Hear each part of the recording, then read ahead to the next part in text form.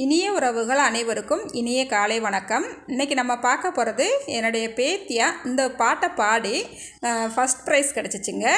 அந்த பாட்டை தான் இப்போ பாடியிருக்கா. அந்த வீடியோவை தான் நான் உங்களோட இப்போ பகிர்ந்துக்கிற போகிறேன். இன்றைக்கி பிறந்தநாள் மற்றும் திருமண நாள் கொண்டாடுற எல்லாருக்குமே என்னுடைய வாழ்த்துக்கள். இந்த பாட்டு உங்களுக்கு பிடிச்சிருந்தா லைக் பண்ணுங்கள். இப்போ வாங்க நம்ம பாப்பா எப்படி பாட்டு பாடியிருக்கான்னு பார்த்துடலாம்.